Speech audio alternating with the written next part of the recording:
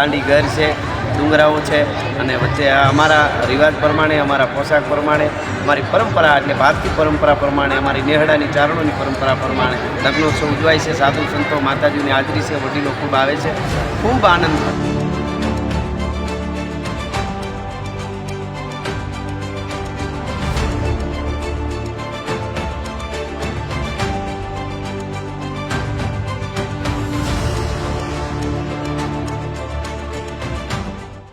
સમૂહ લગ્નનું આપણે આમ નામ સાંભળીએ એટલે આપણે એવું લાગે કે આપણે આખી જ જ્ઞાતિ ભેગી થાય અને એ જ્ઞાતિના યુવાનોના ત્યાં લગ્ન થાય અને એ તમામ લોકો, આપણે આખી જ્ઞાતિના લોકો ત્યાં ભેગા થાય.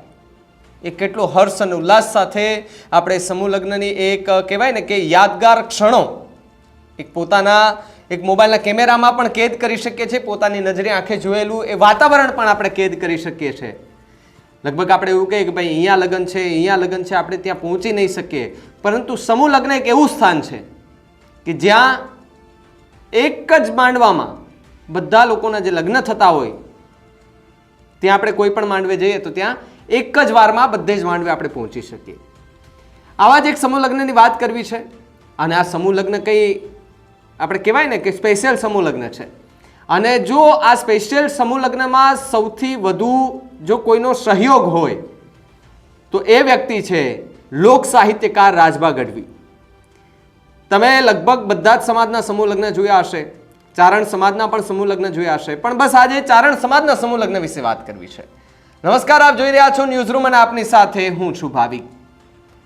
આપણે જે લગ્ન લેવાયા હોય ત્યારે આપણે ફેરા ફરતા હોય ત્યારે કહેવાય છે કે ગાયોના દાન દેવાય રે, કે પહેલું મંગળિયું વર્તાય ને એવું જે મંગળિયા વર્તાય, જે ફેરા ફરતા હોય ત્યારે એમાં જે એક લાઈન આવે છે કે ગાયોના દાન દેવાય. તો અહીંયા જે સમૂહ લગ્નનું આયોજન કરવામાં આવ્યું હતું રાજભા ગઢવી દ્વારા અને એના સહયોગથી આખું જે આયોજન થયું હતું ચારણ સમાજના, ત્યાં કરિયાવરમાં ગાયોનું દાન કરવામાં આવ્યું. એટલે કે એ સાચી ગાયો ઘરે પહોંચાડવામાં આવી છે.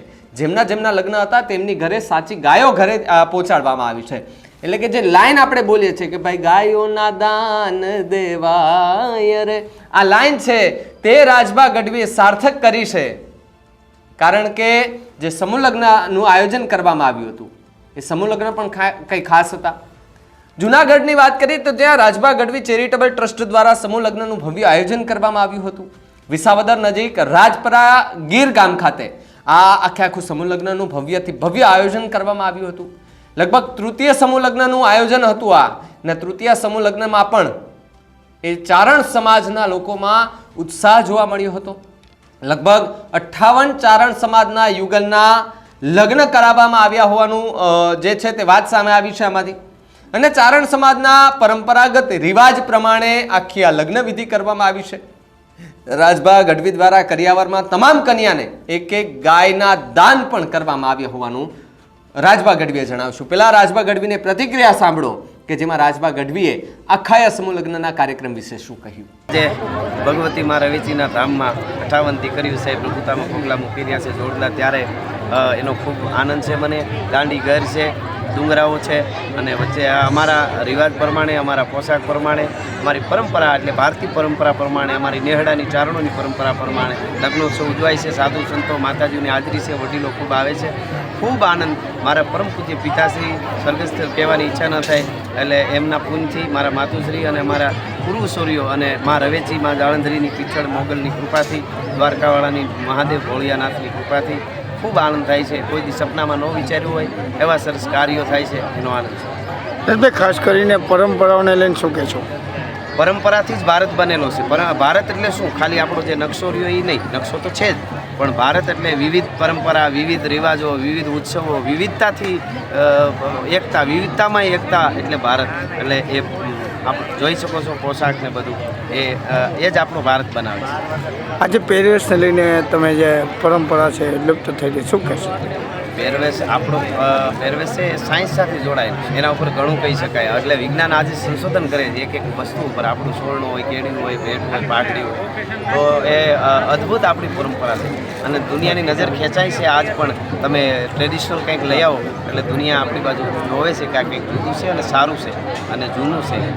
ઓલ્ડ ઇઝ ગોલ્ડ એવું આપણે ત્યાં કહેવાય છે, તો એ અદ્ભુત છે. તો માત્ર આ સમૂહ લગ્નમાં ગાયોના જ નહીં પરંતુ અન્ય જરૂરી ચીજ વસ્તુઓના પણ કરિયાવરમાં દાન અપાયા છે. રાજભા ગઢવીની તમે પ્રતિક્રિયા સાંભળી અને બાજુમાં જે વિડીયો તમે જોતા હશો ત્યાં તમે જુઓ કે એની પરંપરાગત રીતે આખું આ સમૂહ લગ્નનું ભવ્ય આયોજન કરવામાં આવ્યું હતું અને હર્ષ ઉલ્લાસ સાથે ચારણ સમાજના એ લોકો એ સમૂહ લગ્નમાં બધાએ ભાગ લીધો હતો અને રાજભા ગઢવીએ પણ આ સમૂહ લગ્ન વિશે જે વાત કરી હતી અને એનો રાજીપો વ્યક્ત કર્યો હતો, એને લઈને તમારું શું માનવું છે? અને આખા આ સમૂહ લગ્ન અને ખાસ તો આ ગાયોના દાન વિશેની જે વાત છે તેને લઈને તમારું શું માનવું છે અમને કમેન્ટ કરીને ખાસ જણાવજો. તો આવા જ વધુ સમાચાર માટે આપ જોતા રહો ન્યૂઝ રૂમ. નમસ્કાર.